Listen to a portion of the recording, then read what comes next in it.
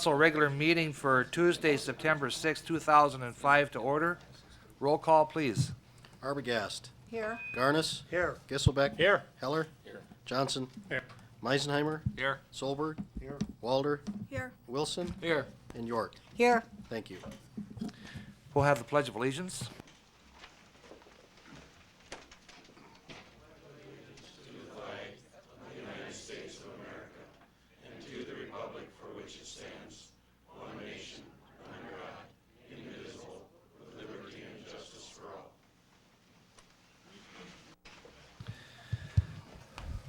I'd like to have a motion to approve the minutes of the City Council meeting held August 15th of 2005.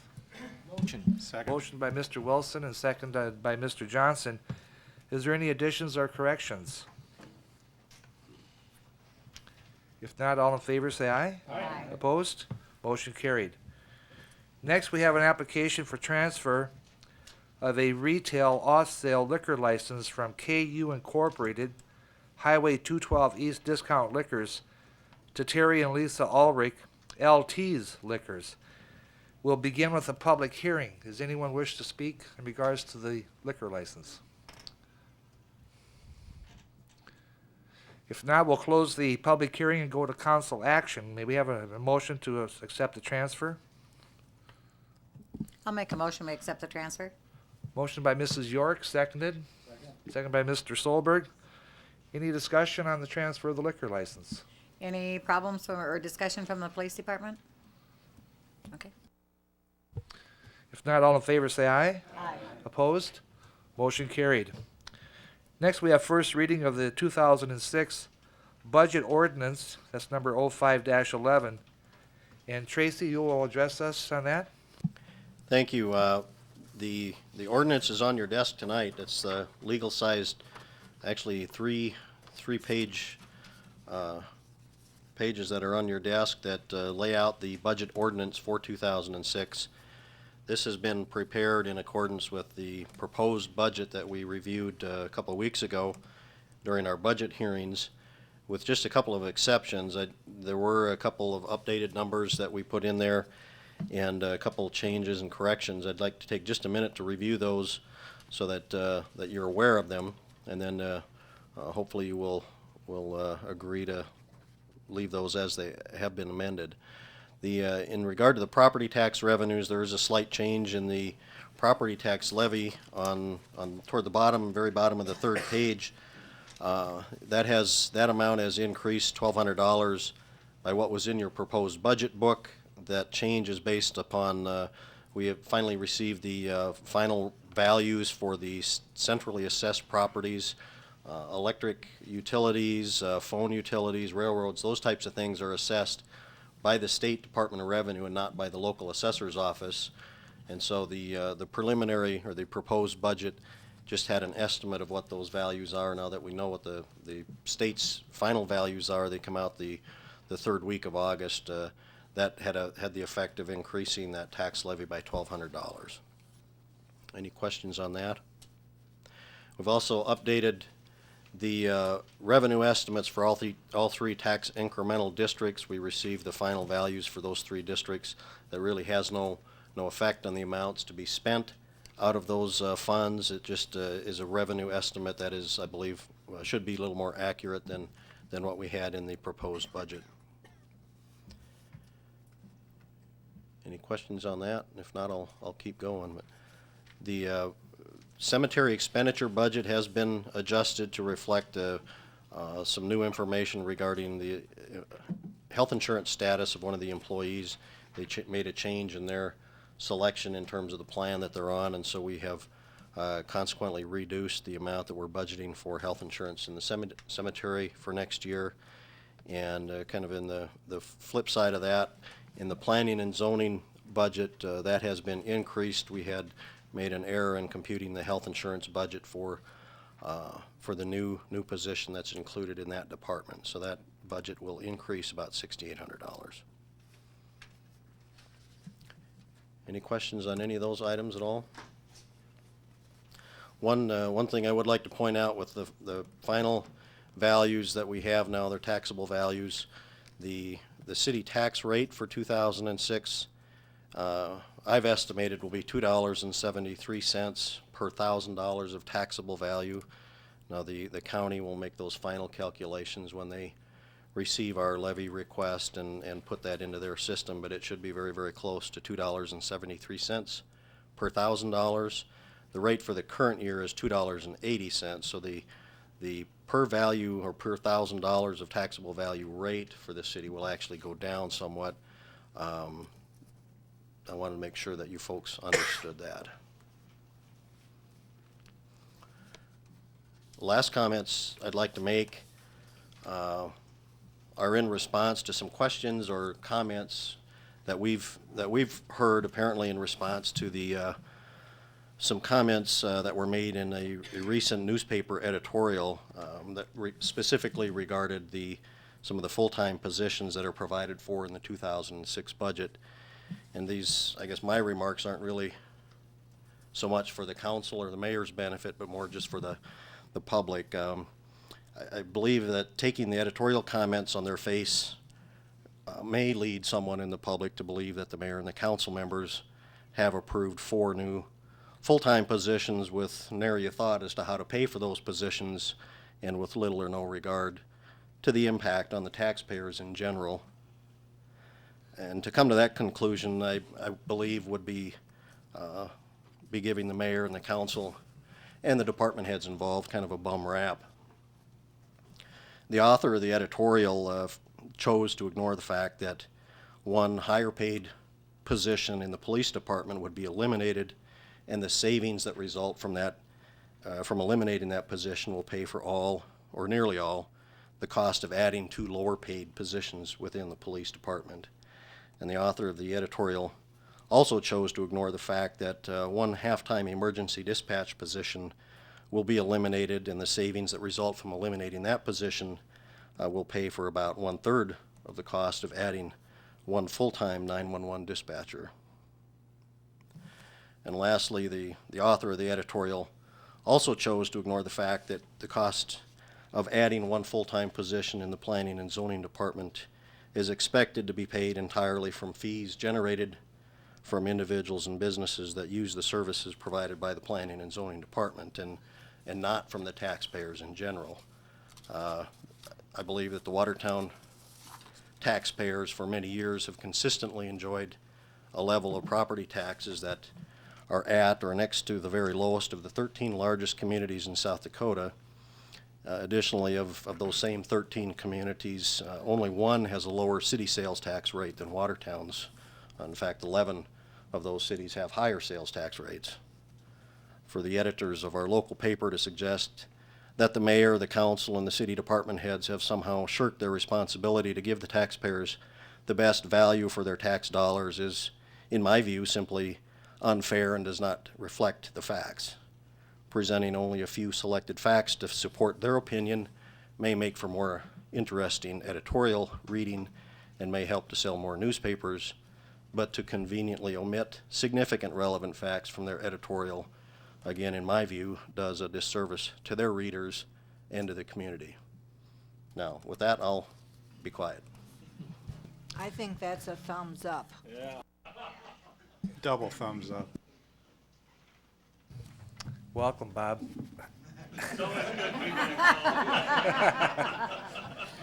Does anyone have any questions in regards to the first reading of the budget ordinance for 2006? Yes, Tracy, I've been working with, along with Nancy and Paul, a little bit with people up at Roby Creek. And I would like to set aside some money for engineering services to study that problem up there. And I would like to amend the proposed budget and add $30,000 to engineering fees for next year to study Roby Creek and see if we can get that problem solved.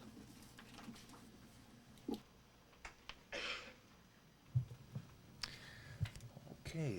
Point of clarification, is this the time to make amendments to the budget, or as we are approving it? I don't believe there's anything inappropriate about making a proposed amendment at this time. I just wanted to say also that because that is in my ward as well as Dennis's, that the folks up there have been trying to get something done for a long, long time to kind of ease their problems and also the aesthetics of the Roby Creek area up there. So if we could have somebody to look at it, you know, putting this money in the budget, to have somebody to look at it and maybe give us a reasonable direction to go in, I'd appreciate it. So Dennis, I would take that as a motion to, okay, and then Nancy, you would second that? I would second I'll it. Okay, I'm sorry, seconded by Mrs. York. That would be to put $30,000 into the 2006 budget for engineering studies for the Roby Creek project. Is there any further discussion? Is this the first time any money, Nancy's ever been earmarked for that? Yes, yeah, we haven't put any money. The only money that was put into it was way back when we were still having all the flooding issues, and we went in there and did some work. And is Mike Rye here? I don't know, maybe Mike Rye could talk a little bit about it. Mike, we've never really put any real dollars. I mean, the dollars, of course, were there when you did your work over there, but that's about the only thing we've put into that, correct? Effort in dollars is what we put into that. How I about, guess I don't know how else to answer that. no, well, you're not expected to. How about We're not. engineering? I mean, this just kind of comes out of the blue here, so I need to know a little bit more about this. Yeah, I mean, I can't believe that this has gone Herb, on. do you want to take off from it? It's really not come out of the blue. It's been an ongoing problem for a long, long time, and Herb can probably fill in the blanks a little bit better. I'll do the best I can here. Since I've been here, we've had a couple of different discussions at Public Works Committee level, to try to figure out how we were going to tackle this problem. But in terms of actually bringing an engineer in and saying, we need to do riprap here, we need to put, reseed it here, or any kind of design work, we have never gotten that far. So that's my knowledge to date of where we're at with it. It really never got off the ground other than, we talked in planning stages about putting some money in the budget for relooking the flood insurance portion of the study, but to say that we've ever done any kind of engineering work, at least in my 4 years with the city, it'd be an incorrect statement. So appreciating their position, would I take that to mean then that it didn't reach priority level in the public works? I guess that would be one way to answer it. I can't say that we ever at the Public Works Committee level determined that in line with other projects that we were dealing with, it was at the top of the priority list, and I still can't tell you that that's true. There had to be studies done, I don't know how many years ago, 15 or so, when they put the oversized storm sewers in and down the drain through Belmont Park and that kind of thing. There had to be studies done back then of Roby Creek. In the conversations that I've had with the people that live up along that area, there hasn't been a lot done. What has really helped is the berms that we put up in the north part of town to slow the water down. They're relatively satisfied with what the flooding is controlled in that, but they would like something done to make it more appealing to the property owners, and I don't blame them. If I was living in one of those spots, and I know it would probably detract from the sale of their property, and I think anyone sitting here, if there's part of a creek or something going through their property and detracts from their property, I guess I would like to see something done too. Actually, what probably detracts from the sale of property there more than the aesthetics of the creek is the fact that the properties are in a flood zone, and you got to pay flood insurance to do that. What we're talking about is more from an engineering standpoint, a landscape engineering standpoint, because we're looking at an aesthetics issue in the area. We need to look at it from riprapping or making sure that the flow is going to continue, because I wouldn't want to do anything up there that's going to impede flows or slow things down. I don't know if budgeting for it without further information, or if it's something we can do out of contingency later on. Well, I think first we talked about contingency, because I don't think anybody disagrees that when we've all looked at it, none of us there are engineers to know what's going to happen. I certainly don't want to just do something that's going to cost a little bit of money, and then all of a sudden we have a whole bunch of more problems with it. We've never really had an engineer take a look at it, and that's what we need. That's Well, what we need. are we looking at it from a flood standpoint, or from aesthetics, or a combination, or, you know, if you had a chance to buy property up there, would you buy property there with that creek going through there? Not me. George, two comments. One, that's exactly the problem. It is a creek. It just happens to be in a number of property owners' backyard, and a creek tends to find the way it's going to find because it's a moving body of water, and it's going to cut and it's going to erode. And aesthetically, there are certainly a great number of things the city could do or the property owners could do, or a combination thereof. We could take an inexpensive solution. There's probably some very expensive solutions somewhere. There needs to be a medium, a median that we meet, and at the same time, we can't upset the properties that we've, or the flood control measures that we've already established by doing something that doesn't make a lot of sense just because it takes care of the aesthetic problem. If it contributes to a flood issue down the road, it'll be a lot more expensive than if we do take the time to, what I think needs to be done, do both an engineering look from a flooding perspective and an aesthetics perspective.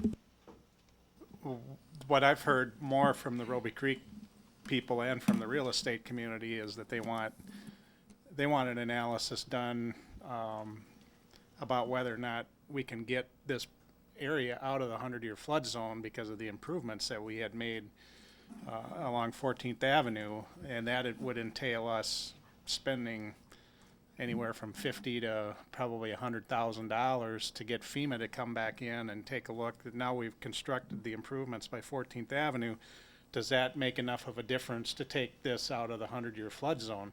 I mean, and that, if we're going to invest, and we've talked about doing that over the next couple of years, but if we're going to invest quite a bit of money up there, I mean, I'd rather see it being invested in that first, because that's going to have the best results for people as far as improving property values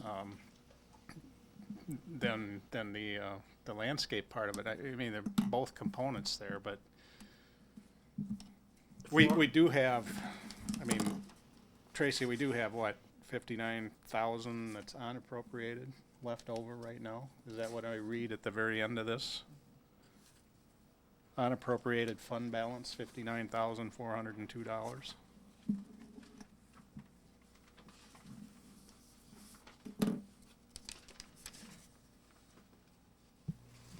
Help me out here. Which, Next to last, very next to last line, Very last page, second to the last. sources of funds under that unappropriated fund balance. Oh, clear over, okay. Across all of our funds, that's correct. And we do have unappropriated money in the general fund that you could utilize for a flood insurance rate map study. That is where we had anticipated funding that from, if and when we were going to find the money to do it. In essence, I think you would be taking money from general fund reserves to do that, but that's certainly a choice you can make. Following past procedures, if we're going to invest 30, then I have to follow Brad's way of thinking. It doesn't make any sense to put 30 and then come back and have to do some of that over again. I think I've been trained well in the past few years to know that knee-jerk is not a good way to solve a problem. And I would prefer this to come through engineering and through public works, so we know exactly if it takes 150,000, then that's probably what should be spent, not 30. So I'm of the opinion that we need to, if that's what needs to be done, in their opinion, then I think we need to do it the way we normally approach budgetary items, by research and then presentation of the facts. That's my thoughts. Dave, would you like to speak to the issue?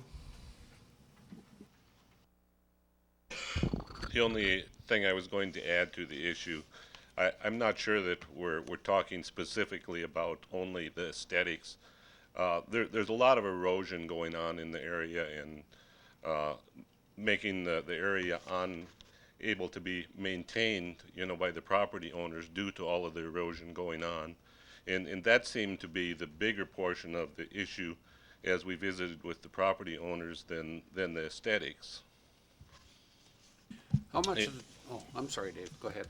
And I kind of agree that with what Larry had said there, just to throw a $30,000 out there without even having any idea what those costs might be. I don't know whether we're short or whether there's enough money there to do what we need to do. So Question I had, Dave, was how much of that area did Austin Engineer survey or look over at the time we did a lot of that?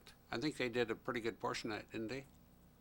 well, it's my understanding back in right around the early 90s anyway, they did a lot of looking at that area from the standpoint as far as the flows in the area, and that's where all of the detention came up on the upper end. But I don't know that they did a whole lot as far as determining the capacity of that channel or how to stabilize the channel. A lot of the things that were done shortly after that time by going in there and opening the channel up so it flowed better, we really didn't take into account a lot of the problems we created doing that with some of the erosion problems that we more or less started that have never been fixed. So.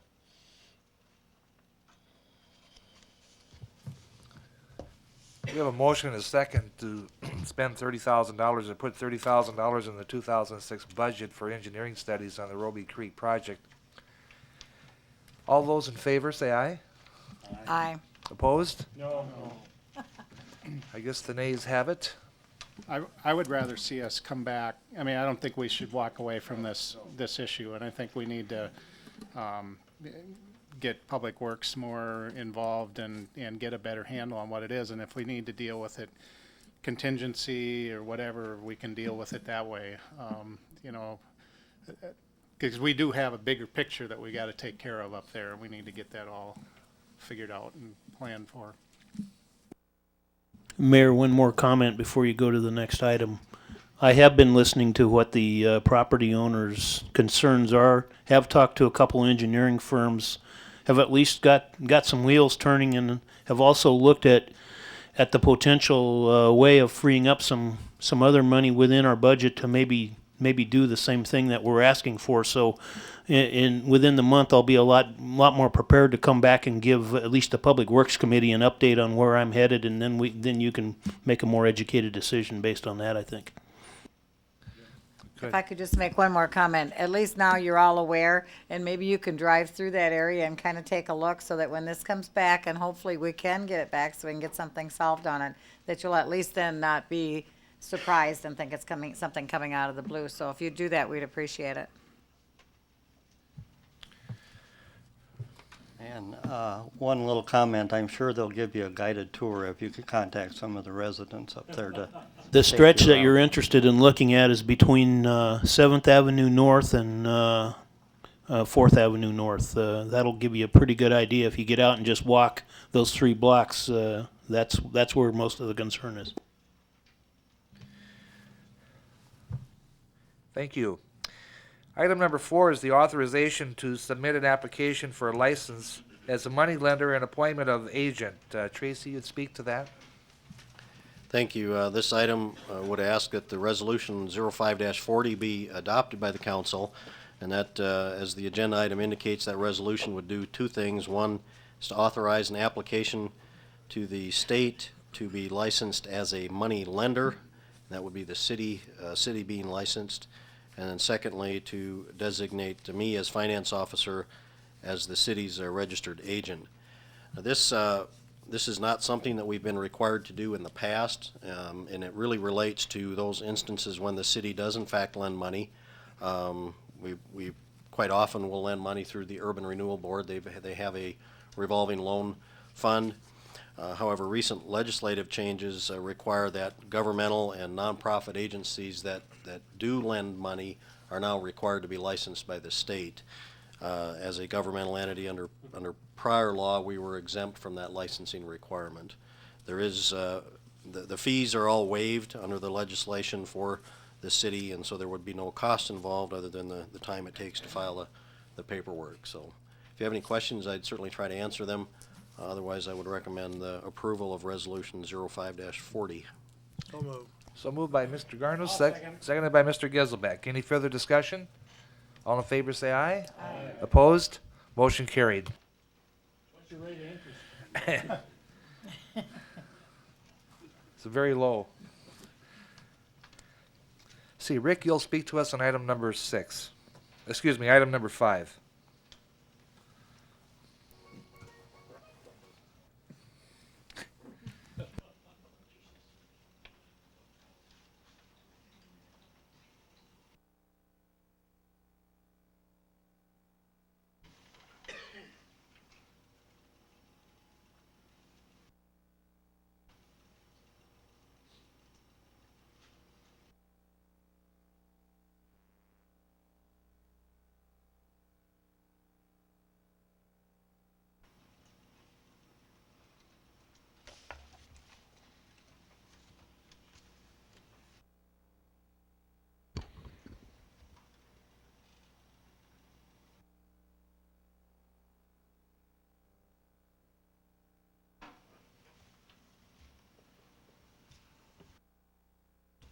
Just a few moments for our technology to catch up with us. Here we go.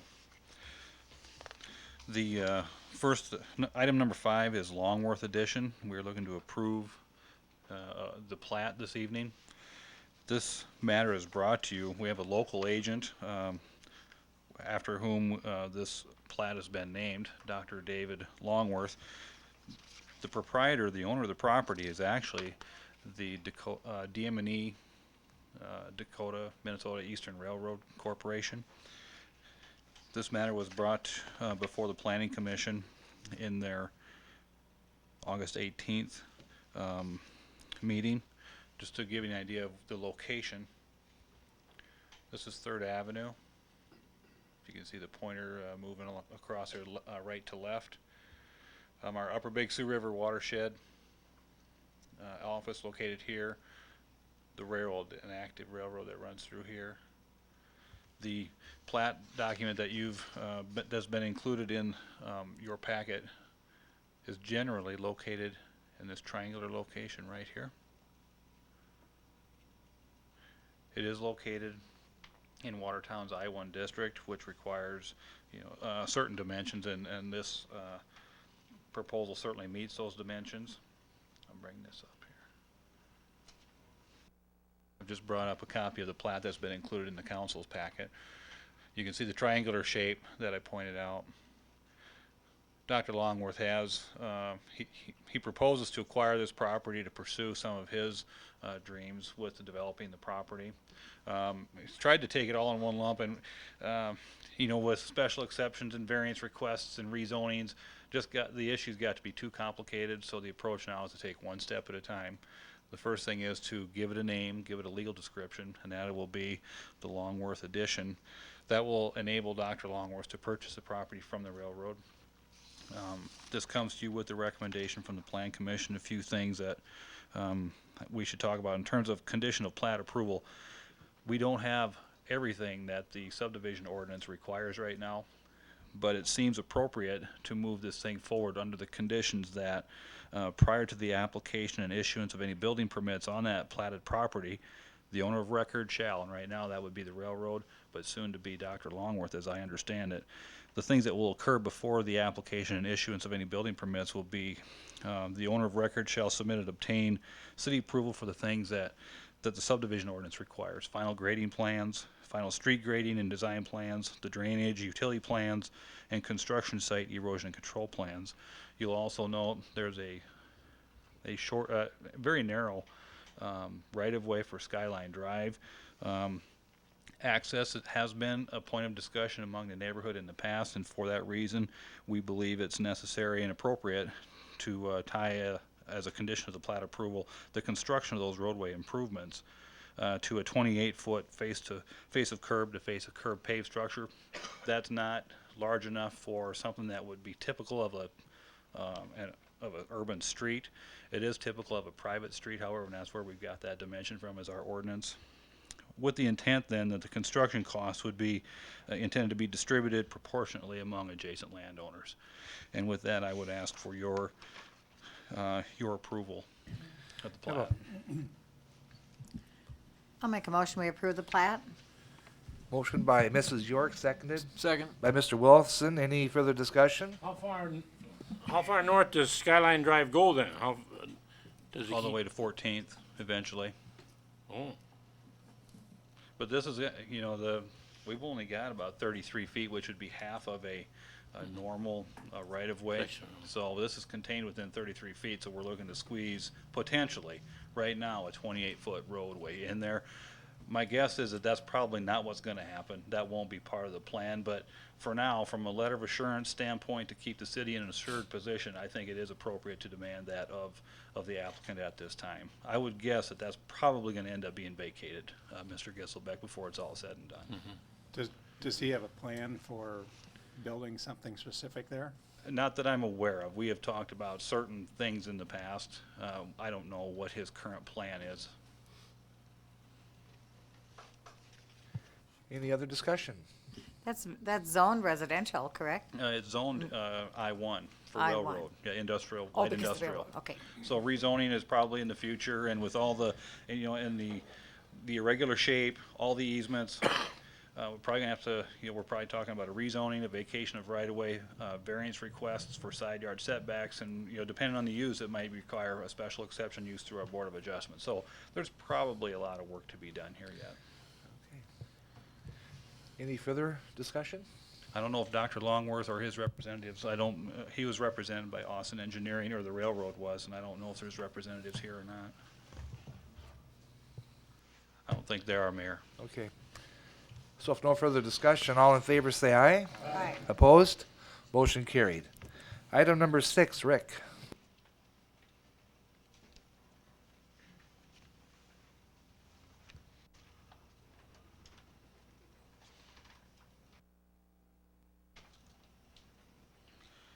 The next item is, we got a couple items of business to take care of with lots 2 through 6 of Block 16 and lots 12 through 16 of Block 17, all located in the Conrady addition.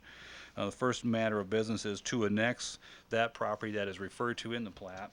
And I'll just, for everyone's purpose, I will zoom in just a little bit to show you the general vicinity of that plat proposal and the annexation. Taking note of the movement of the cursor right now from right to left on the screen is on 14th Avenue North. Right now it's at the intersection of 11th Street East. Mount Hope Cemetery is a pretty good landmark. Over here with the quick movement, I guess, we're looking at the intersection right here of 19th Street East and 14th Avenue North.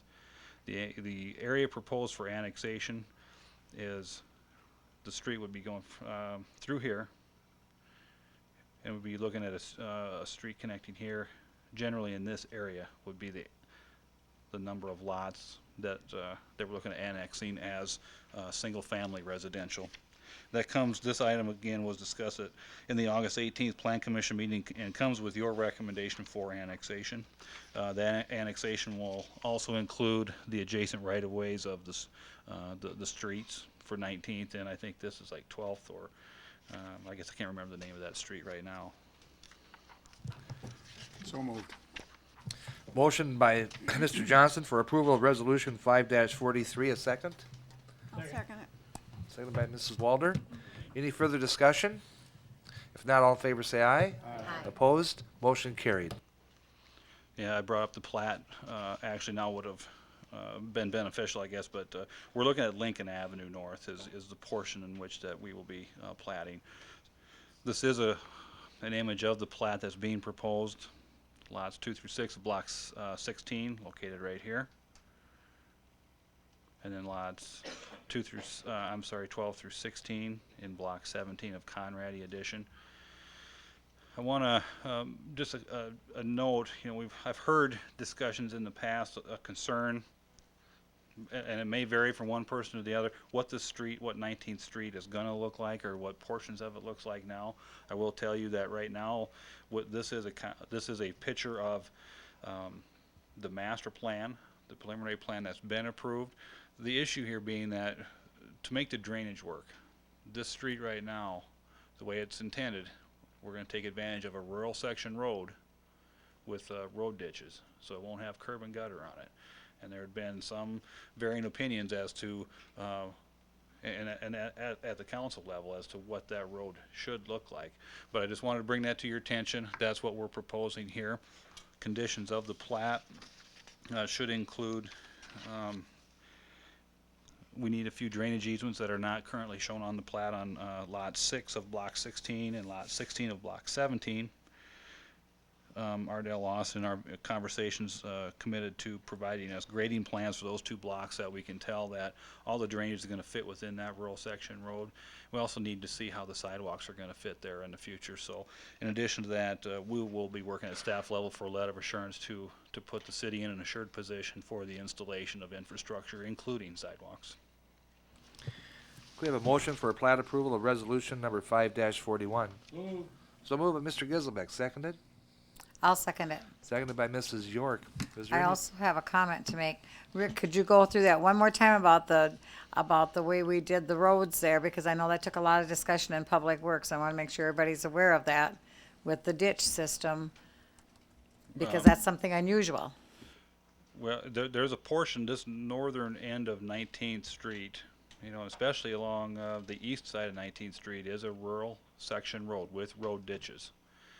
That's what is intended here for the conveyance of the stormwater. You can see some arrows here. That's the existing drainage. To develop this area, we need to convey that stormwater around this corner in a road ditch section, both on 19th Street and on 14th Avenue North. So we will continue to see that as components of our transportation system for that part of town. Is there any further discussion? If not, all in favor say aye. Aye. Opposed? Motion carried. Thank you, Rick. Thanks. Item number 7 is a presentation of solid waste study by Helms and Associates. And Mike?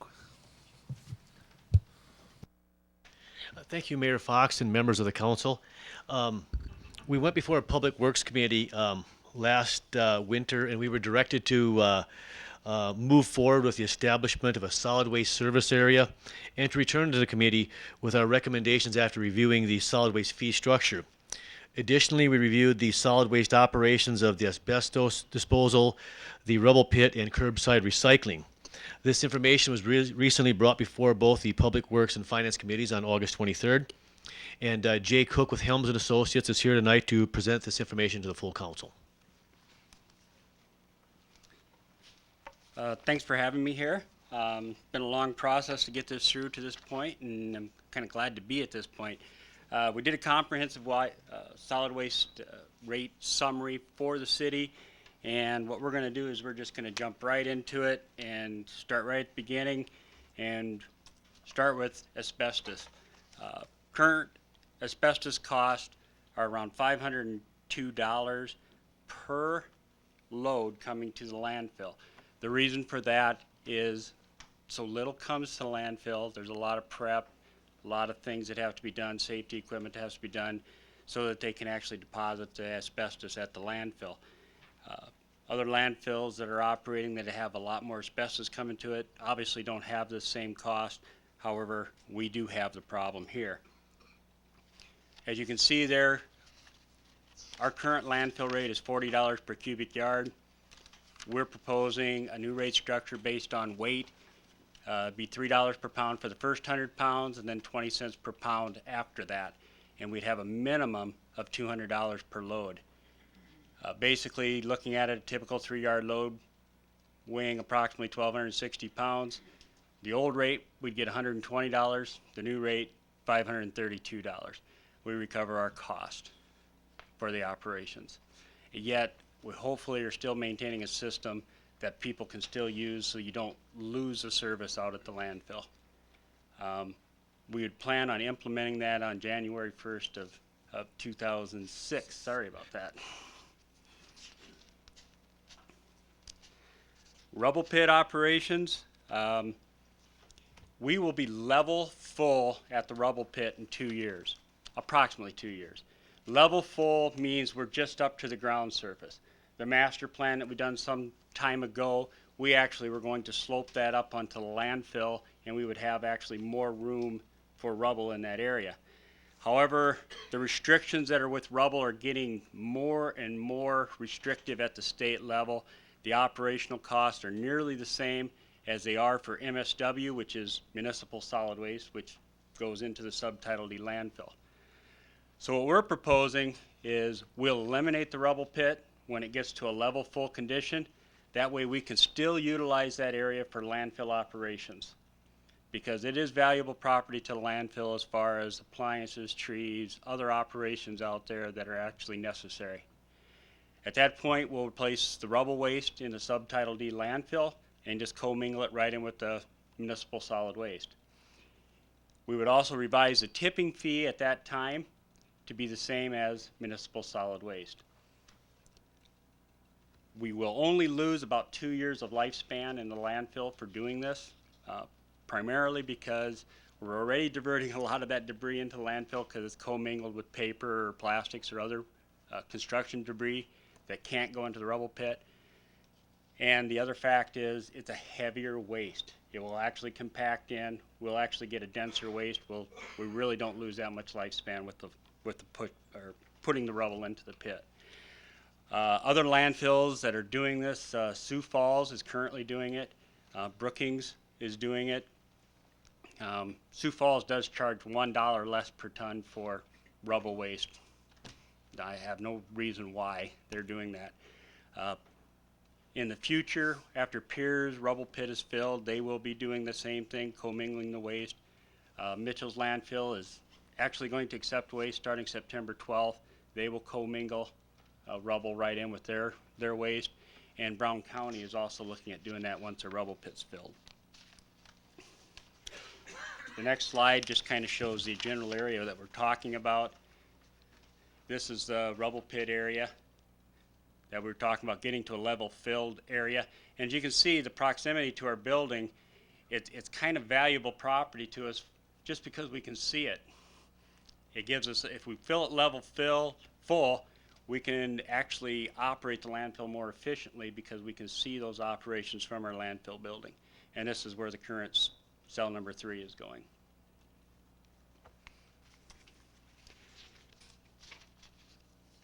One of the other issues we looked at is we were seeing a considerable increase in waste coming to the landfill. So we were asked to look into a service area.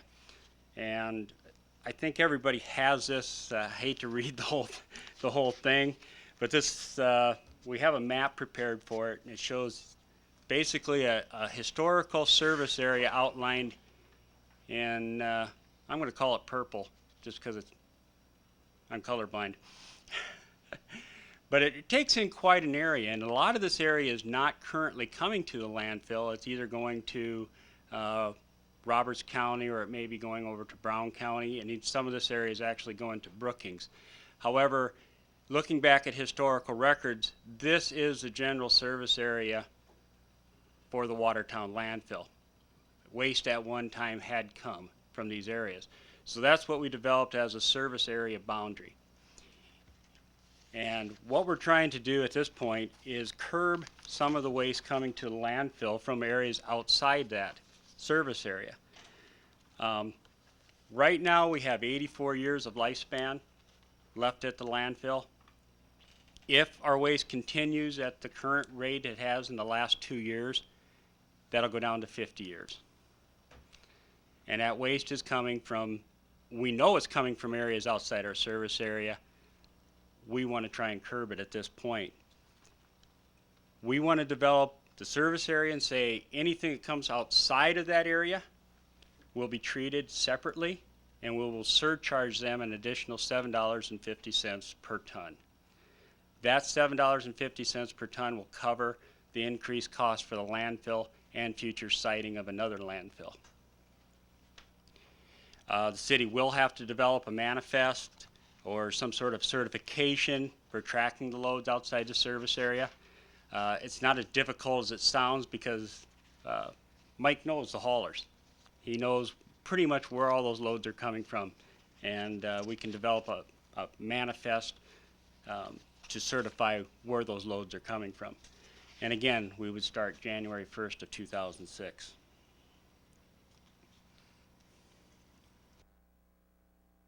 Another part of the study looked at the landfill tipping fees. And currently, the cost associated with the landfill operation cost an average of $16.16 per ton, meaning every operation at the landfill and every pound or ton of waste coming to the landfill divided by the operational cost is equivalent to $16.16. Revenue, which is more important, is actually $29.41 per ton. So when you look at that, that actually equates to almost $224,000 of extra revenue that's coming into the landfill over and above their operational cost. And when you consider the cost of their equipment and machinery, this is very good.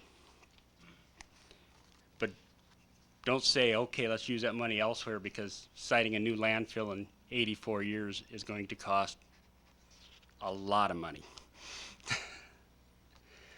Do you want comments as you go along, or do you want us to wait till the end? You can comment anytime. You know, the revenue is definitely important, but how about our responsibility to this earth? I know none of these people that are bringing things in from all around are doing anything about recycling. Now, if we made recycling mandatory for all of them that are bringing in, and I know some things you do have to sort when you get out to the landfill. Yes. But I don't understand why why people don't have to sort the recyclables out of there. Primarily The because people it's in not- Watertown should be responsible enough to know that, but these people from the surrounding area certainly should be forced to too. Yes, but it isn't mandated by any agency. It's not even mandated in the city of Watertown. If you look at the operations for recycling, the participation is almost less, down to a quarter of the people in town. At that point, you need to go to some sort of a police action to try and enforce recycling rules, and that's going to raise costs considerably. And right at this moment, it's very difficult to implement.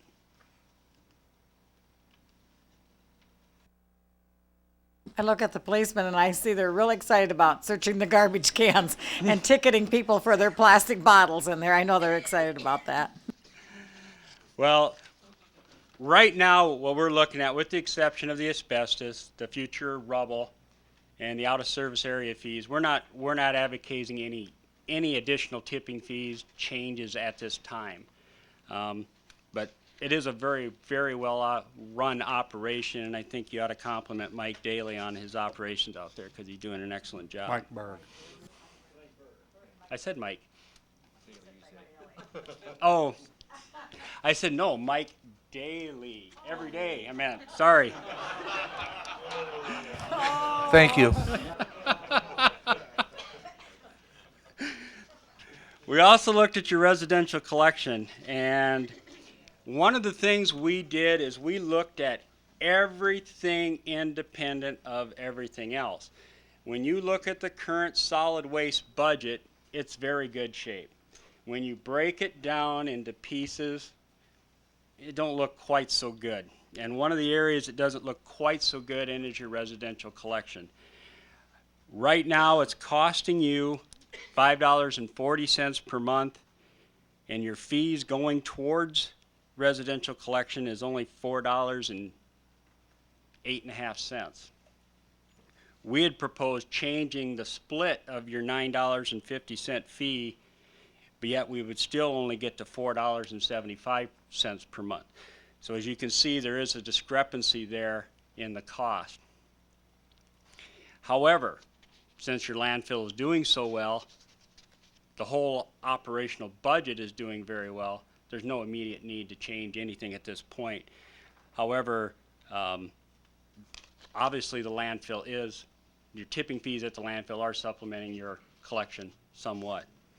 And definitely you need to take a look at this in the next 2 to 3 years, considering the cost of fuel as it's going up, because it's only going to get worse. Obviously, I did not project $2.95 diesel fuel into my into this. That's a little extreme. We also looked at the residential recycling. Now this does not include, oh yes, this does include yard waste collection. So I lumped these two together somewhat. I do have them separated out in the comprehensive study if you want to look at it yourself. But that's costing you about $3.20 per month just for your recycling collection and yard waste collection. Yard waste collection is approximately $1.10 of that. So your residential collection for recyclables is costing you about $2.10. Your split based on your $9.50 fee is covering your cost of operation. We did propose a little more increase into that so that we would actually be 40% of the $9.50 rate, which really means we would be putting 90% of your $9.50 fee towards collection and recycling. We'd actually be taking money away from the disposal side of the equation. Once again, something that you need to look at in 2 to 3 years. It's currently there's no real immediate need. The money is available. The only thing is obviously to keep these costs down, we did look at automating the system, and our model study actually includes going to a residential automated collection in 2006, and I think by committee they suggested maybe we wait until 2007, but that's something you definitely need to consider. What I was going to go through is your residential recycling, because there are some options available to the city. However, the options are do nothing, maintain the status quo, do it the same way you're doing it. Take bids for recycling, turn it over to private enterprise, discontinue, drop it completely, or change to an automated system. To do nothing and maintain the status. Would you explain the automated system somewhat, please? I will as soon as I get, want me to jump ahead? Okay. To maintain the status quo means that we're just going to use the rear load collection vehicles. We're going to have 2-person operations, and we're going to collect the recyclables just as we're doing it currently. The problem with that is we're just about maxed out on participation. If the participation grows like it should, we're going to have to add another truck. And that means we have to add 2 more people. And that's going to take our $2.10 recycling up to $2.60, $2.70. And that's going to happen very near future. So that's something that's probably the biggest problem with staying with the status quo. If we turn it over to private, it's going to cost more. It's going to cost us between $2.75 and $3 per household. And quite honestly, that was prior to diesel fuel jumping up to almost $3 per gallon. So therefore, we didn't recommend changing to a private collection at this point. Discontinue the recycling program. Recycling costs money, people. Everybody knows it. There's no money to be made in recycling unless you're selling the product or buying the product. If you're collecting the product and trying to get it to a market, it's going to cost you money. The reduction in costs would be between $150,000 to $250,000. However, we feel, looking at overall collection, that we're going to add some money back into our waste collection for that recycling, but we're pretty comfortable that we would actually see $150,000 savings if we discontinued the recycling. Automated collection. We would basically change from the rear load, two-person operation truck to an automated one-person collection with containers, meaning it would be the same one-armed truck dumping the recycling containers, only we would provide containers for the recyclable materials. And we'd be looking at providing 2 containers so that they can do the sort and pull the right container out to the curb. Everything as far as your collection would stay the same with the exception of carts and a new truck. We can provide that service for approximately $2.25 per month, and that's an average over the next 10 years. That's not currently, that's an average over the next 10 years. It will also allow the city to make anywhere from 50 to 100 more stops, so no additional equipment would be necessary. And that's 50 to 100 more stops per day, because the automated truck can just go so much faster at making those stops, less trips as far as disposing of the recyclables. So it's actually going to be a very efficient operation for the city. So we can go a long time with 50 to 100 more stops per day and still service the city without adding another collection vehicle. If we have to add another collection vehicle, it would cost about another 50 cents per month. The other thing it does not include is we can apply for grant funding to help pay for the cost of the equipment change. And it was our recommendation that the City of Watertown change to an automated collection system for recyclables. Any questions? Yes, on that savings of 150,000 if you discontinued recyclables, is that figuring in a landfill where we would have to build another cell in the future sooner than if we didn't?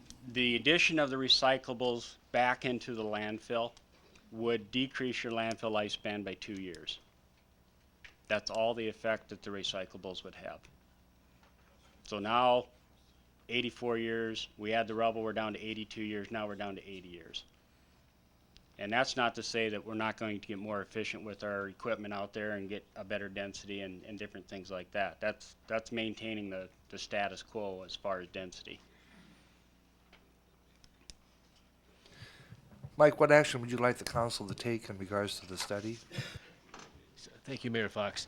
The recommendations that we would have tonight would be, 1, to adopt the recommended asbestos fee structure, and we would plan on implementing January 1st, 2006, and also adopt the service area as the official service area as shown to you by Jay, and with that adopt the $7.50 per ton surcharge for the out of service area waste coming into our area, and would also recommend January 1st, 2006 implementation there.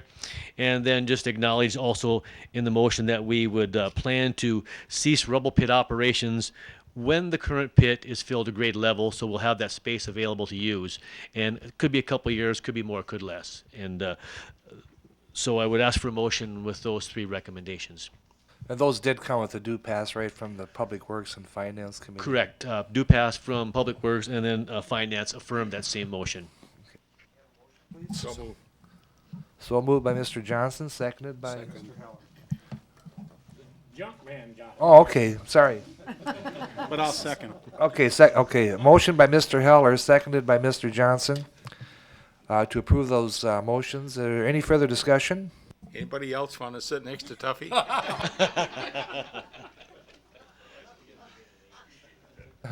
All in favor, say aye. Aye. Opposed? Motion carried. Thank you, Mike. Item number 8 is the Police Department presentation on the 100 Days of Summer Traffic Enforcement Grant Program. Chief Vitek? Good evening, Mayor and council members. At the beginning of June, the Watertown Police Department initiated the 100 Days of Summer Traffic Enforcement Grant Program, which you supported. And while many of the officers of the police department participated in the program, the two fellows standing up here with me tonight, Sergeant Scott McMahon and Officer Steve Rehorse, they spearheaded this initiative. They're here tonight, and they just wanted to share with you the results and the impact of that program. Thanks, Chief Vitek. Good evening, Mayor Fox, member of the councils. Officer Rehorse and I are here tonight just to kind of give you an overview and an update, you might say, of the 2005 Highway Safety Project. What this will encompass tonight, the PowerPoint presentation, is we'll talk a little bit about why it's important to have traffic enforcement and safety education. We'll go over some of the data that we used to establish the 2005 Highway Safety Project. We'll talk about some of what our objectives were, and we'll talk about some of the results that we saw from the program, and then last of all, we'll talk about some of the benefits. As we go through this, I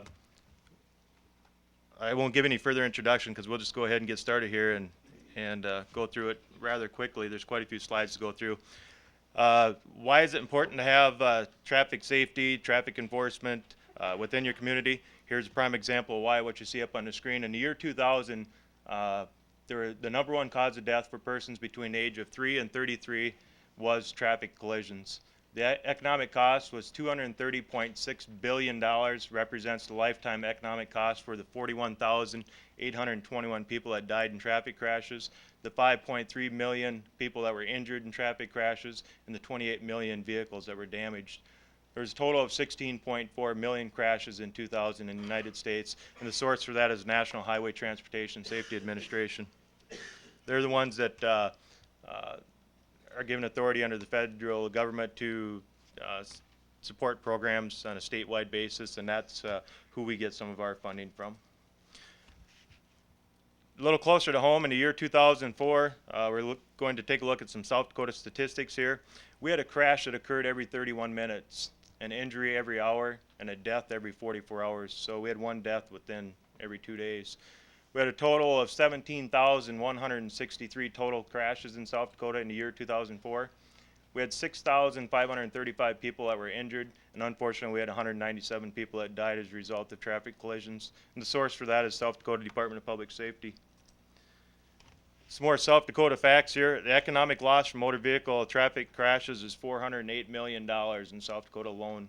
The amount of motor vehicle traffic crash property damage is $77 million. Now even a little bit closer to home is 2004 City of Watertown statistics here. Watertown Police Department responded to 1,084 crashes in 2004. That includes everything from a private lot to a crash that occurred on a city or state highway system. We had 288 that were reported to the state. We had 191 people that were injured, and unfortunately we had one person that died as a result of a traffic crash. Some more local statistics. Watertown ranks 5th highest in total state reportable collisions. We have 288 crashes in the year 2004. A state reportable accident is a collision where there's at least $1,000 damage to one vehicle, $2,000 damage total collision, or someone is injured. And also Watertown ranks 4th highest in injury crashes at 122. The 2005 Highway Safety Project, what our problem statement was, in our research we determined that motor vehicle collisions that occur on the state highway system in Watertown have contributed to more occupant injuries than collisions occurring on our municipal roadways. So we figured that our state highway system, according to the data that we had, is responsible for the most injuries.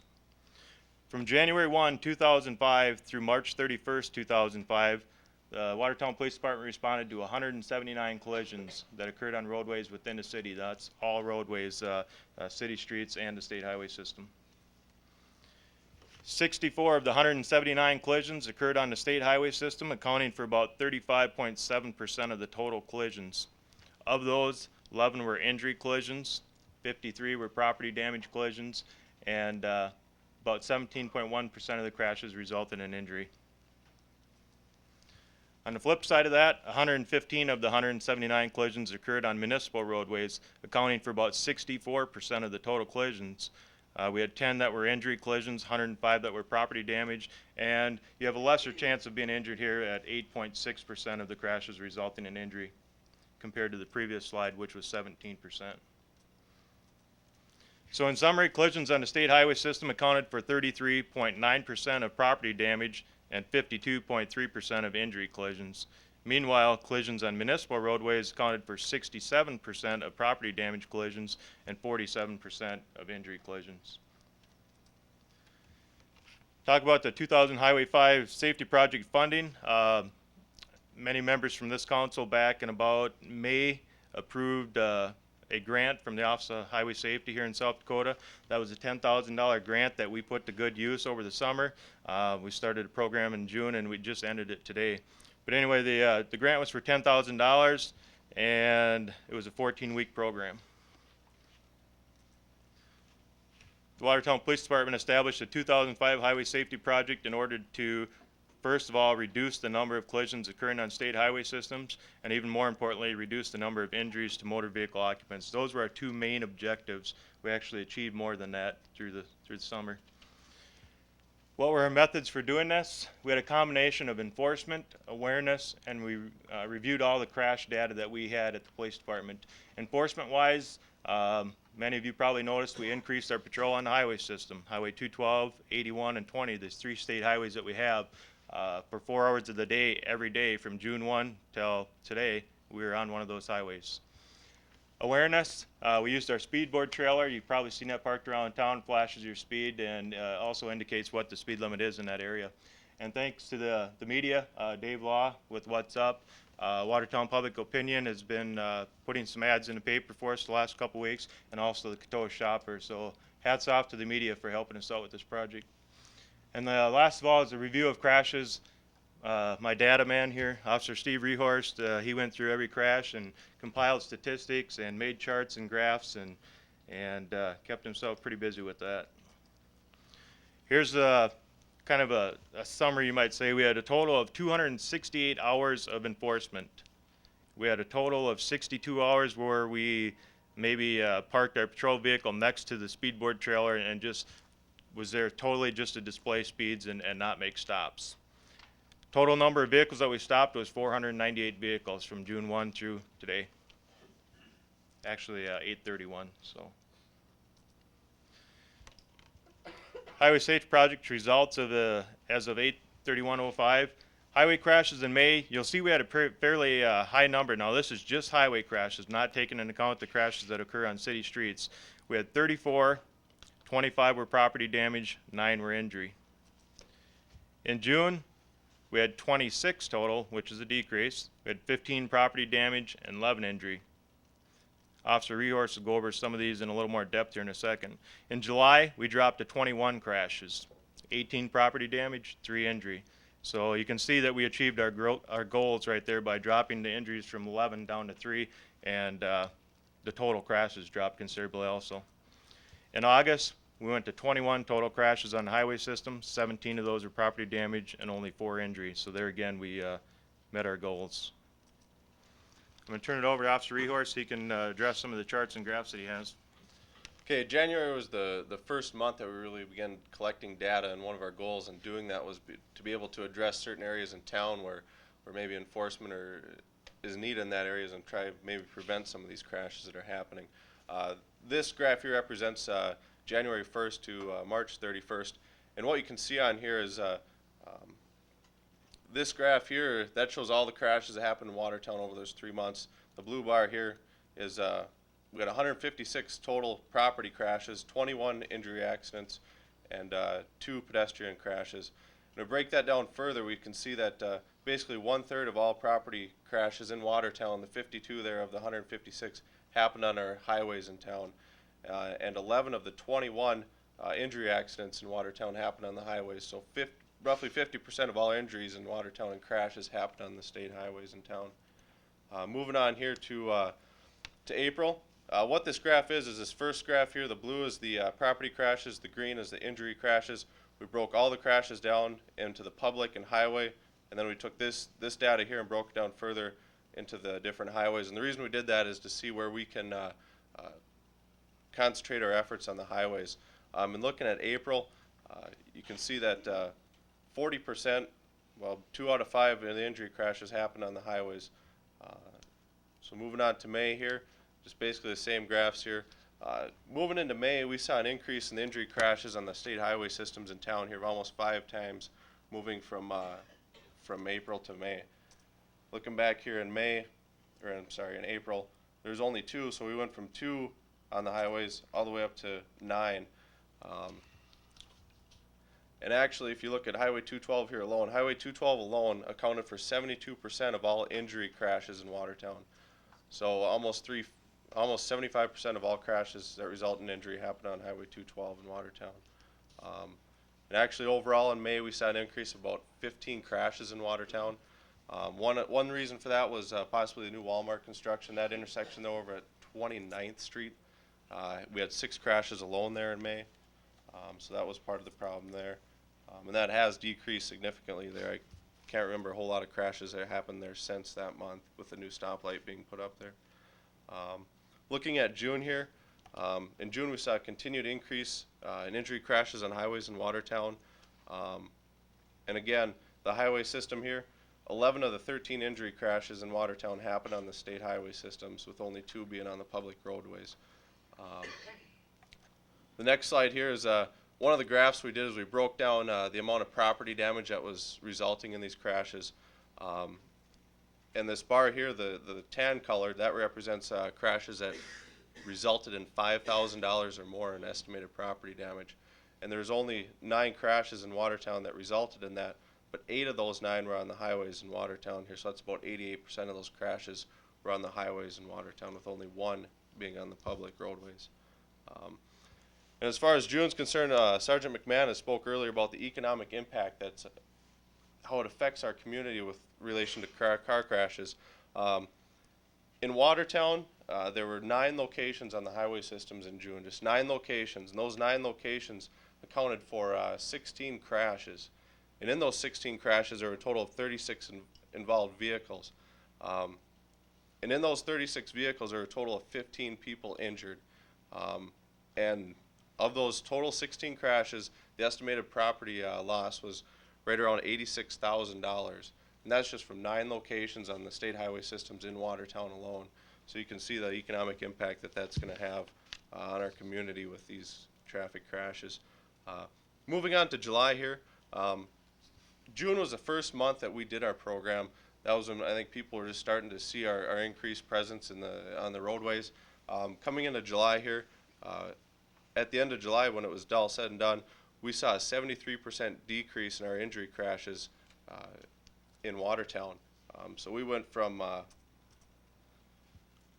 here we had 11 total injury accidents in June, and we went all the way down to 3 in July. So we definitely saw a major decrease there in July.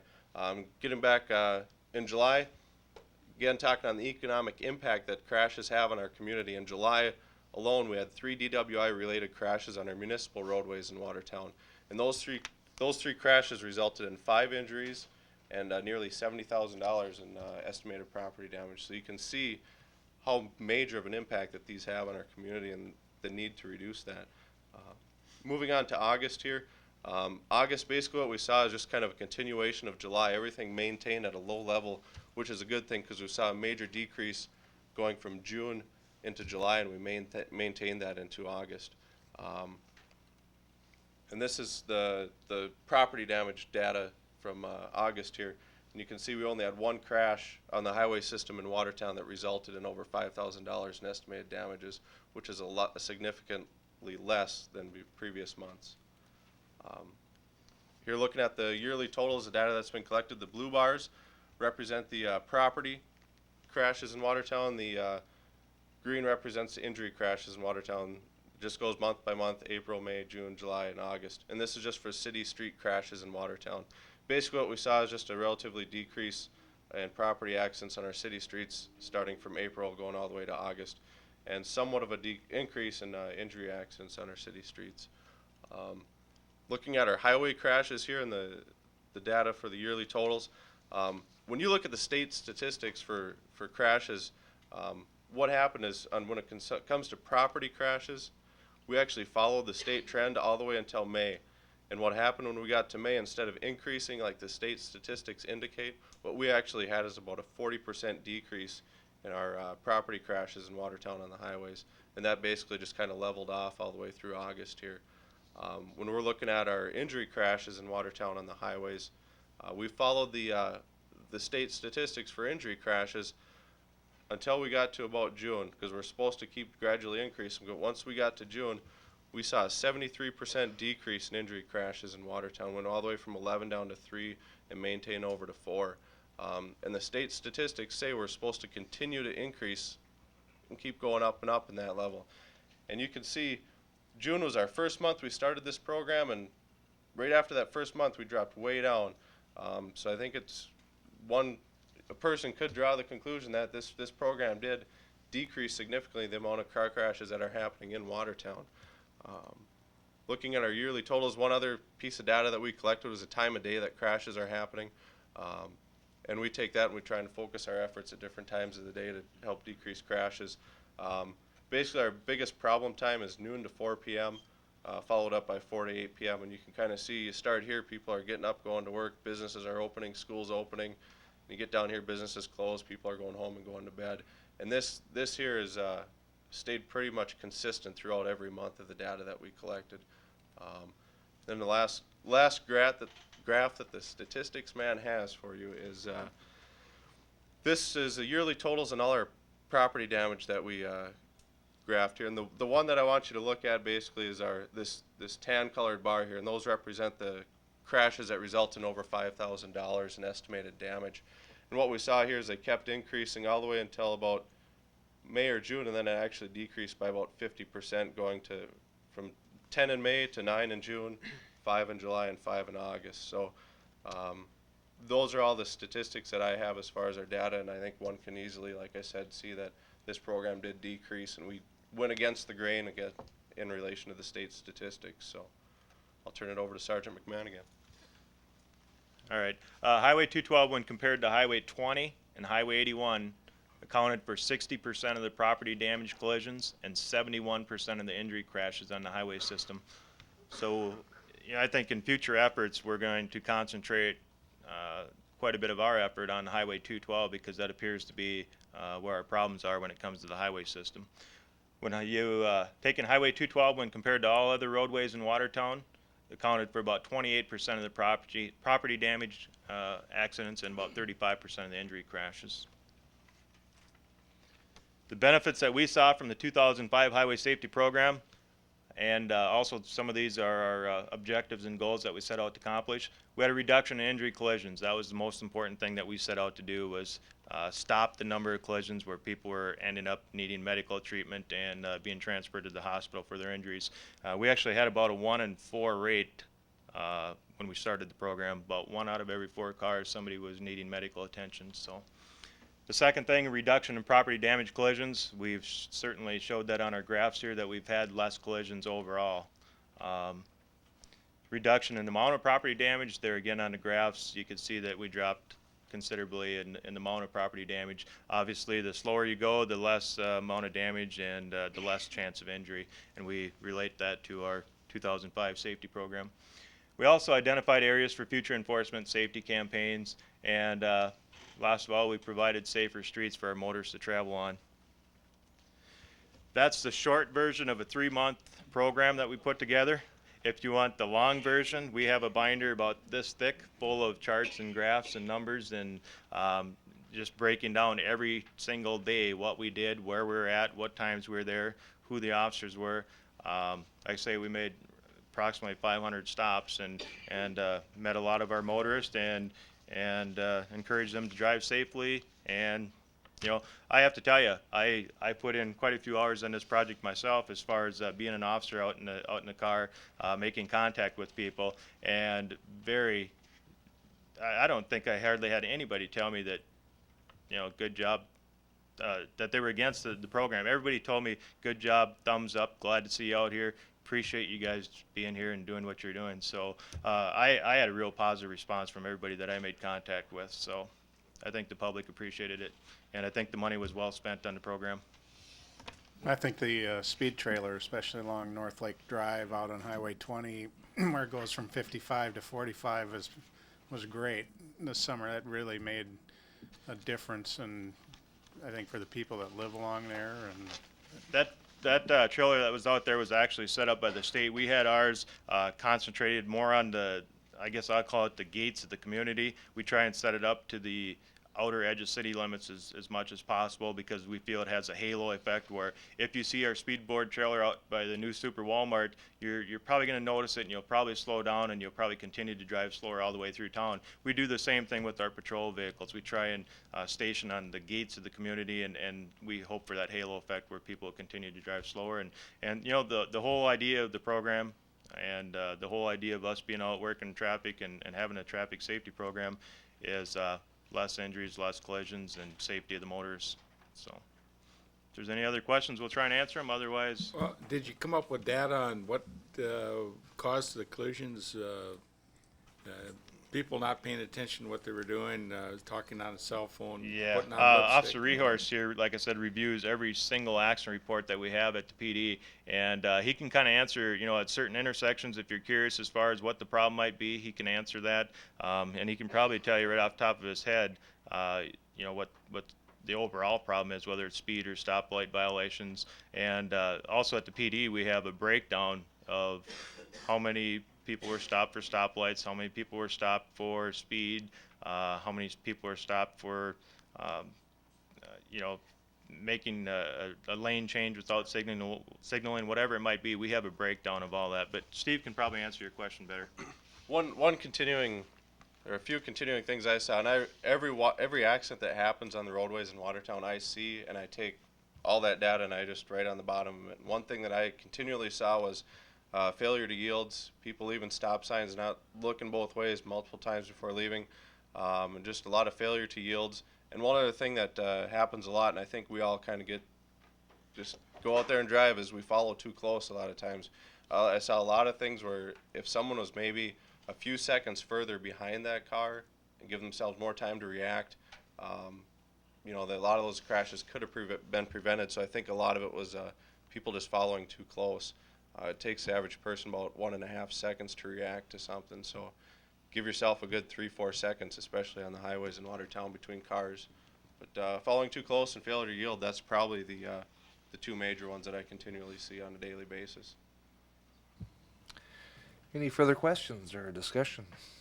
Thank you. Job well done. Thank you. Next, item number 9, is consideration of an agreement with HDR Engineering for the Big Sioux River Weir Branch Repair Project, and that would be Rick.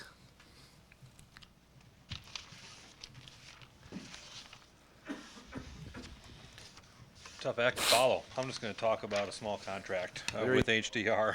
you go. I won't bring it up unless I am prepared to bring it up if the need takes us there. But the city is the holder of a state-issued flood control license for the structure that has been constructed back in 1941 across the Big Sioux River. It's located just downstream of the inlet-outlet of Lake Kempesca. As the holder of that state-issued license, we are responsible for its operation and maintenance. Know that this structure establishes the overflow elevation of Lake Kempesca. We replaced that structure in 2001 with the financial assistance of some flood response grant dollars. At that time, we identified a breach. We just didn't have time to react to it at that time. But we do, in fact, the problem still lingers.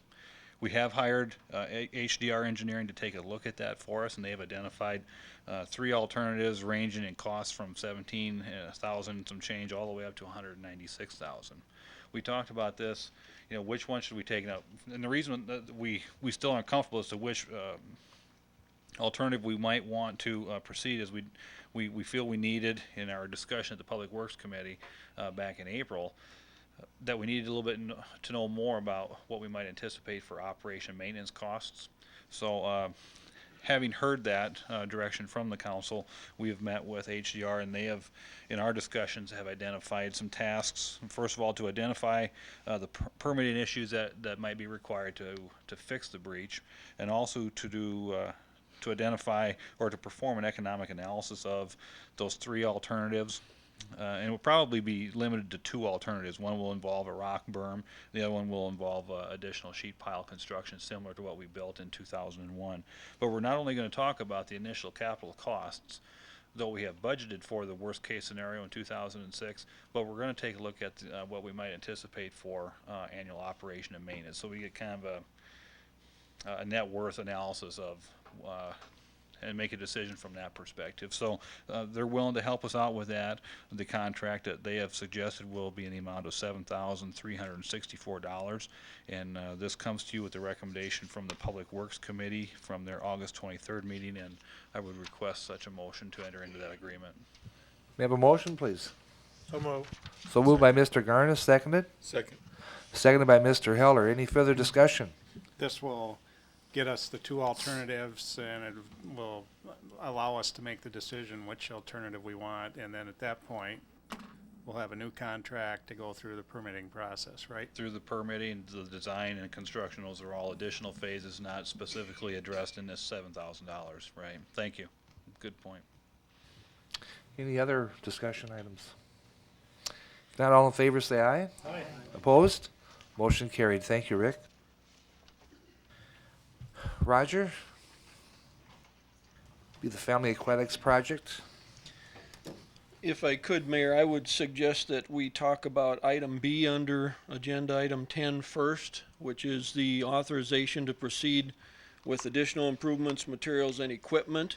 This discussion took place at the August 23rd Finance Committee meeting, and in your packet was a list of 13 items that one of two reasons weren't in the bid for the aquatic center. The first reason was not knowing how close our estimated cost was with what the bids might come in, and having went through one bid process where we had no bidders, we were concerned that we get a base bid within budget.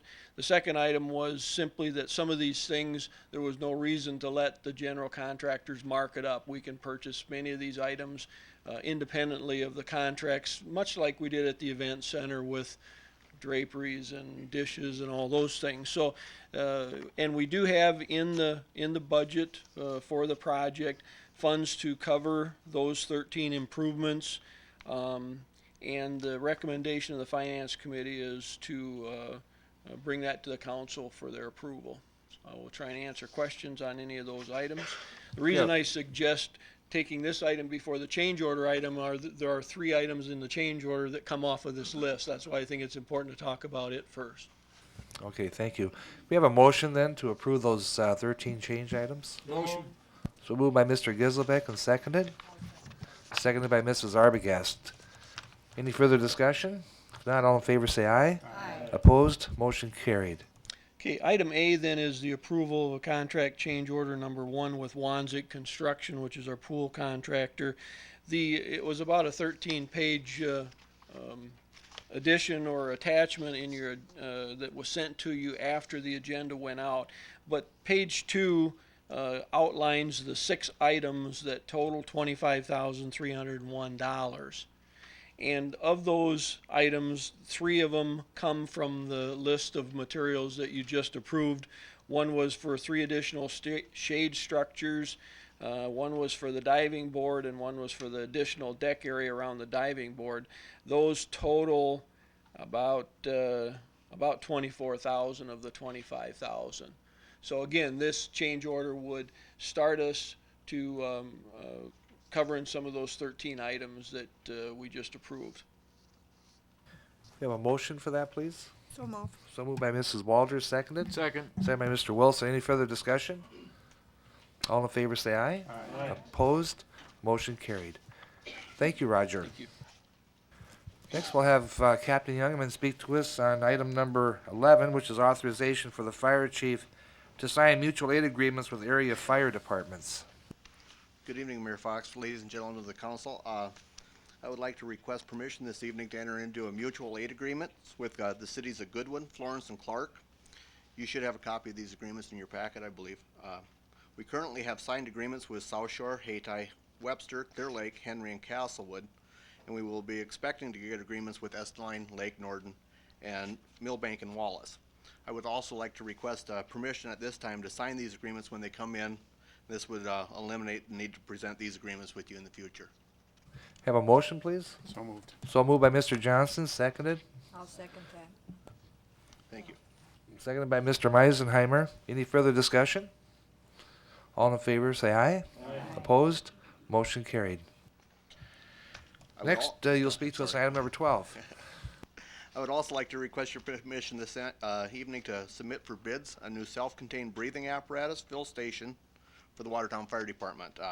This item will be purchased through an Assistance Firefighters Grant program in the amount of $33,000. This grant was approved earlier and is a 90-10 split. May I have a motion for that one, please? So moved. So moved by Mrs. Walters, seconded. I'll second that. Seconded by Mrs. Arbogast. Is there any further discussion? If not, all in favor say aye. Aye. Opposed? Motion carried. Thank you. Thank you, Mike.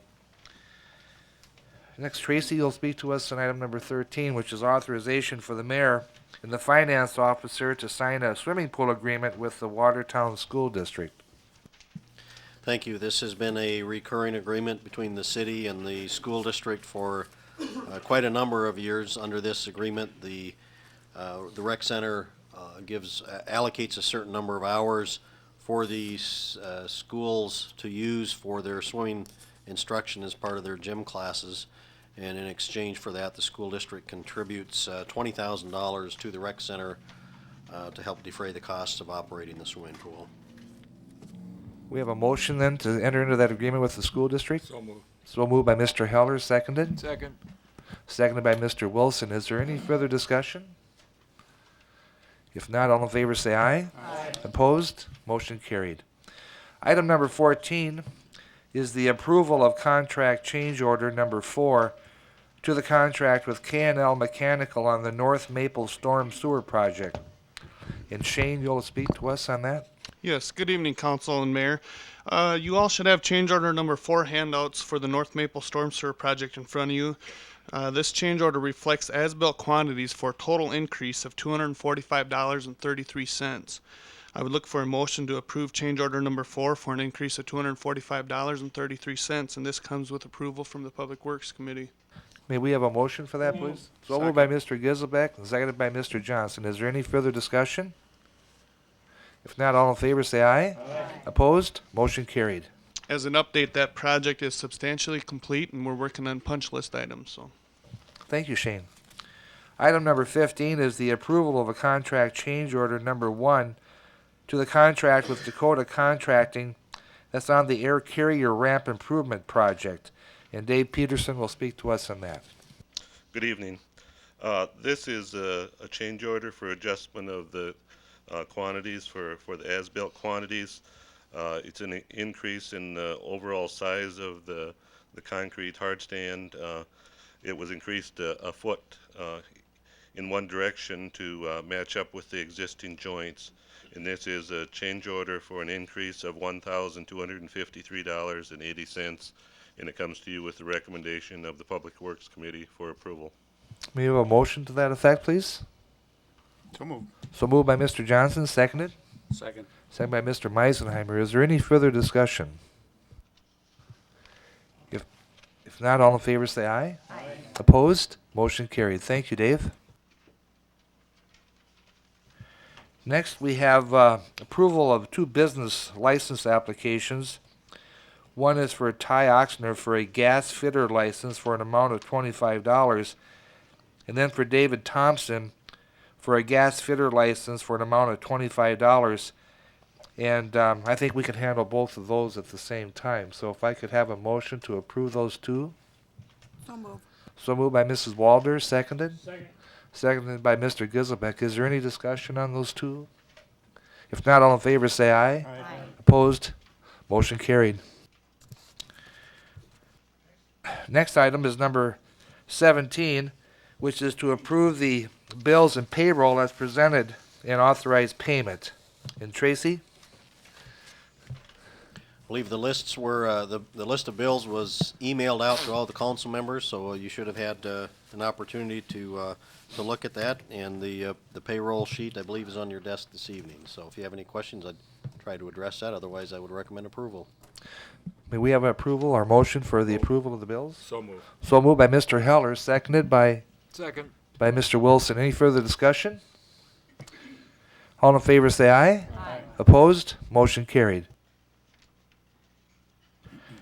Next item is on the open.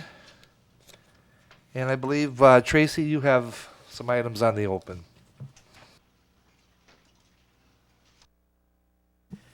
Thank you. Yes, the first item was followed up shortly after the original agenda went out. You should have received a notice that there was an item that had been inadvertently omitted, and that being the application for a transfer of a retail on-off sale malt beverage license from the other place incorporated to Top Enterprises Incorporated. And that does require a public hearing, which has been noticed, as all public hearings are. So with that, I guess, Mayor, I would turn it back over to you to conduct the public hearing. Thank you. We'll open the public hearing for the transfer of the retail on-sale, off-sale malt beverage license. Does anyone wish to come and speak before the issue? If not, then we'll close the public hearing and ask for council action then on the transfer of the malt beverage license from the other place to TOP Enterprises. May I have a motion, please? So moved. So moved by Mr. Johnson, seconded? Seconded by Mr. Solberg. Any further discussion? Can you clarify what that name is on this application? Where is that at, Jody? Jody something. Jody Riley. Jody Riley, okay. There are two shareholders, I believe, in Top Enterprises, that being Tim Ingles and Jody Riley.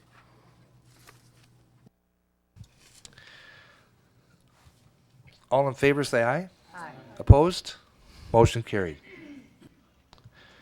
Next, we'll have consideration of a city contribution to Hurricane Katrina relief efforts, and we've asked the Salvation Army and the Red Cross to send representatives to come before us to speak as to their needs. So, gentlemen, if you'd like to come forward and maybe take turns speaking to us.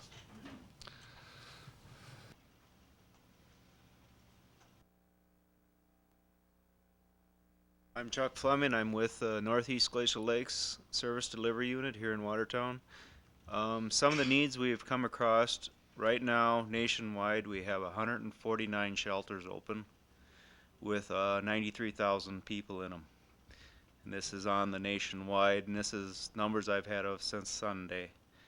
South Dakota itself is gearing up for as little as 500 to 1,500 refugees being flown in to the state of South Dakota. Them locations are at Sioux Falls, Yankton, and Rapid City. They have requested our services to help recruit and train volunteers to come in, go down there and help, or go out to Rapid City. And that's where a lot of this money, if you give it to us, that's where it would be going to defray the cost of sheltering these people up to 90 days, maybe as long as a year. We are gearing up locally to start training people. Our first class is scheduled the 8th of September and the 9th and the 10th. Here locally, they can call the office for information. That's about all I can tell you right now. Thank you.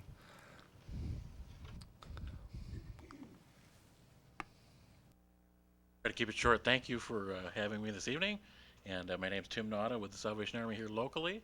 And right now, the current need would be for monetary donations. I'm sure down the road, gifts in kind will be needed a little more. But right now, it's just too tough because the Department of Homeland Security, of course, is in charge now. It's a federal issue. If we were to try to, say, collect a semi-trailer full of goods, water, whatever, and send them down, we would need all the appropriate government permission, whatever, to get through to where the need is. So we do have, of course, units on ground in both Mississippi and Louisiana, different locations. You're welcome to look up on the national website.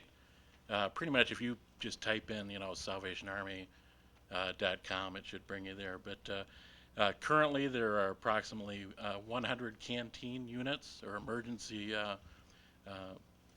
trucks, I guess, if you will, and serving a lot of meals. They're prepared to serve 500,000 meals a day right now, which is good. To look for that to increase.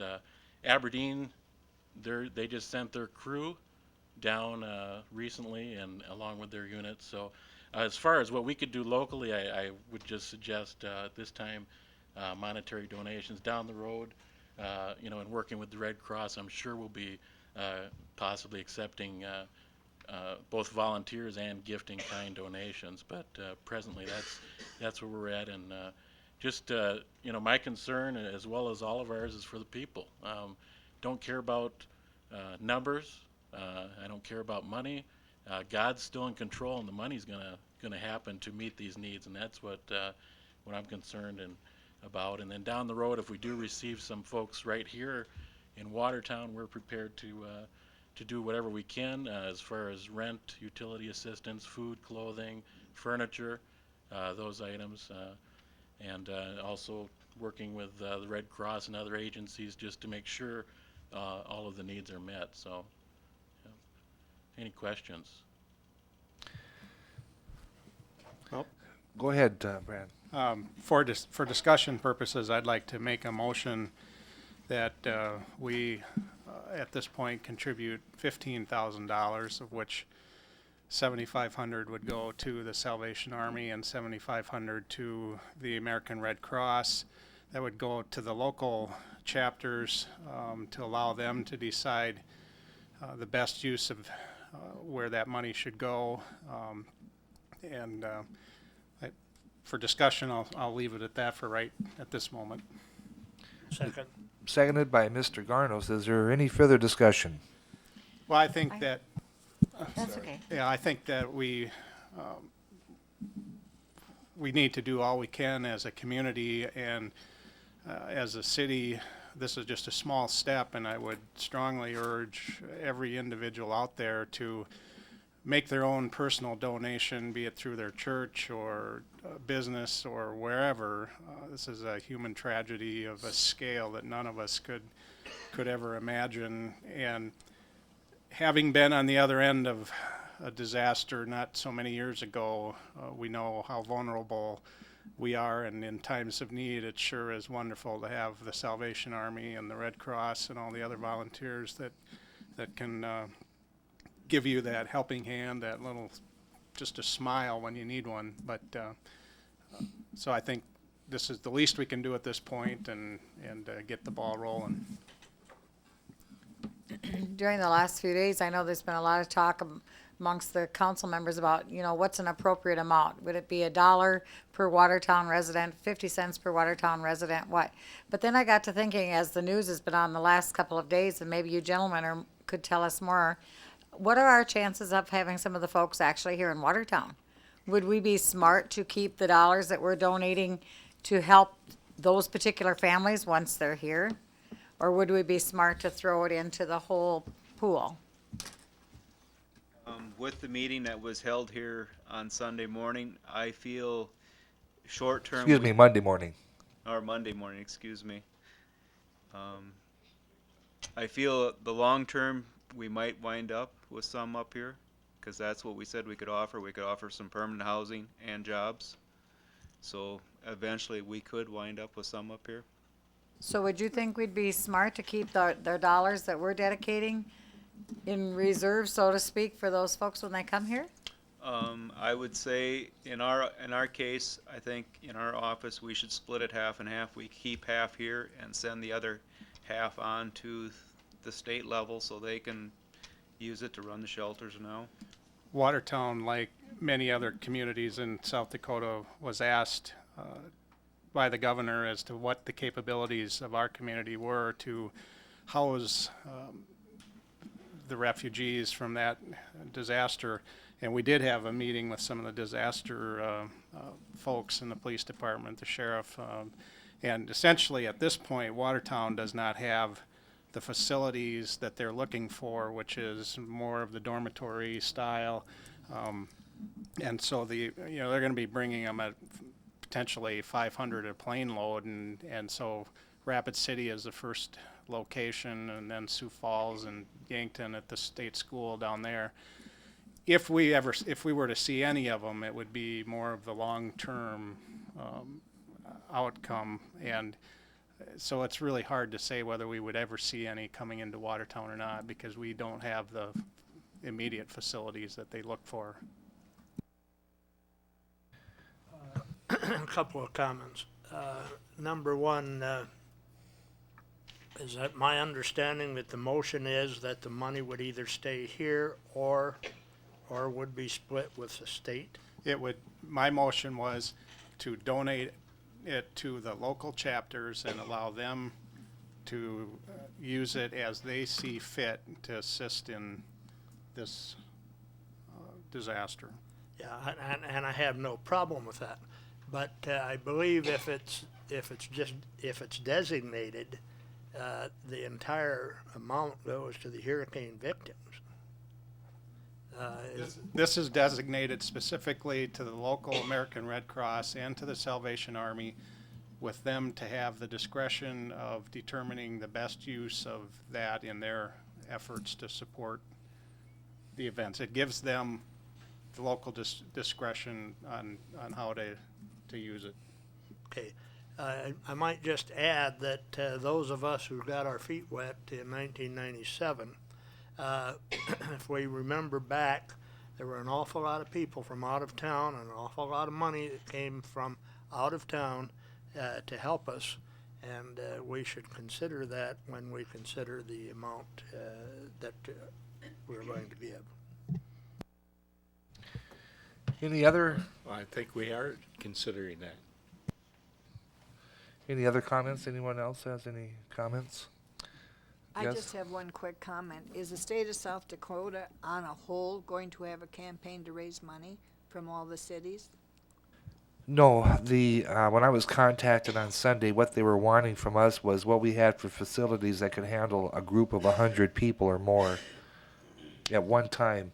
That'd be bedding, not cots, shower facilities, and kitchen facilities. We have nothing that would be available for that. So our response back to them was, on a long-term basis, we felt that we could handle maybe 20 or 40 individuals, either families or whatever, to help them stay in Watertown, perhaps find jobs, and also help them with their living expenses for 3 or 4 months. So, and that's how we responded. Okay, thank you. Any other discussion then on the amount of $15,000 then? All in favor say aye. Aye. Opposed? Motion carried. Thank you. Next we have the appointment of the new fire chief. The committee that comprised of Alderwoman Arbogast and Alderman Larry Wilson and myself, Tracy Turback, Stanton Fox, whittled a candidate field of approximately 20 plus applicants for the fire chief down to 4, and conducted interviews. And it was our difficult decision on our part, because of the quality of the candidates that we had, even from our local fire department. But with that being the case, we did come up with a final decision, and we met on, was it Friday, I believe, that we came up with our final person that we would like to have approved as the new fire chief, which is Michael Youngerman, who spoke to us this evening earlier. And so with that, I ask for a motion to allow for the appointment of Michael Youngerman as our new fire chief. Motion. Motion by Mr. Wilson, seconded. Seconded by Mr. Meisenheimer. Is there any discussion? Well, where's Mr. Youngerman from? Mr. Youngerman, would you like to step forward, please?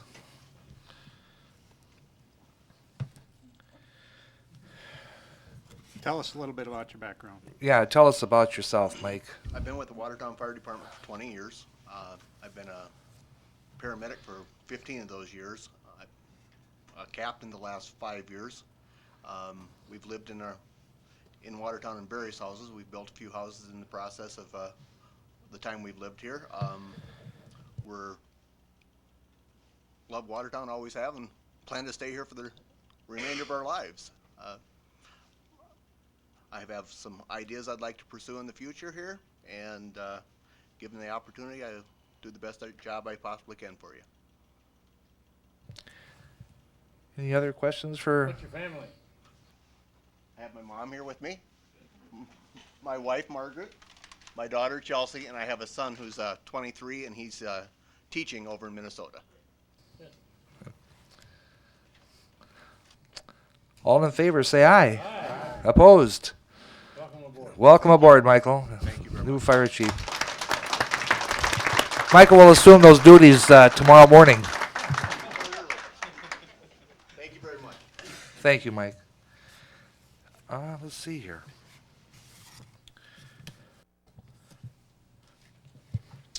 I believe there's no other items to come before the open. We'll move on to the old business, which is the appointment of the Municipal Utility Board position, which is Howard Morrison.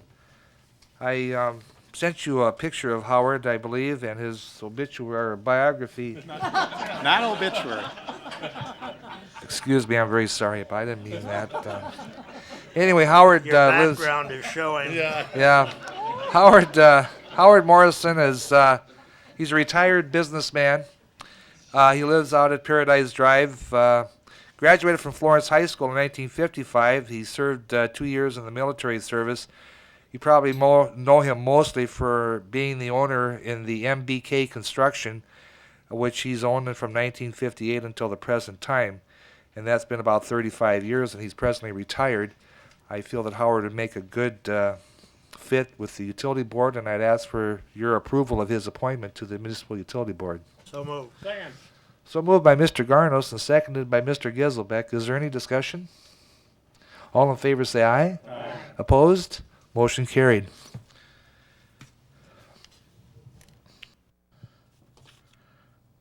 Next, we have the other old business. We have the airport grant contract. And Eric, would you speak to that, please? Actually, Mayor, I had intended Oh, I'm to sorry. address that. Eric Okay. will bail me out if somebody asks a question that I can't answer. This is an old business item. It has been before the council. This relates to the design and construction of a fuel filtration system to be installed at the airport fuel tank. You will recall that the city has solicited bids for this project. The contract has been awarded. This state agreement that we're asking for approval of tonight includes the application for and the financial assistance contract to receive state funding for 100% of the project. That amount being $34,765. So that, in other words, this is a local project at our airport, and it's going to be funded completely through the state coffers. I would ask for your approval for the mayor to sign both the application for assistance and the agreement to provide that assistance. Motion for that, please. So moved by Mr. Solberg, seconded by Mr. Johnson. Any further discussion? All in favor say aye. Aye. Opposed? Motion carried. Next, under item 20 is new business. Does anyone have any new business to bring before the council? If not, does anyone have any liaison member reports? If not, we have no executive session this evening, and may I have a motion to adjourn? So moved by Mr. Solberg and seconded by Mrs. Arbogast, and all in favor say aye. Aye. Opposed, motion carried. The committee is adjourned.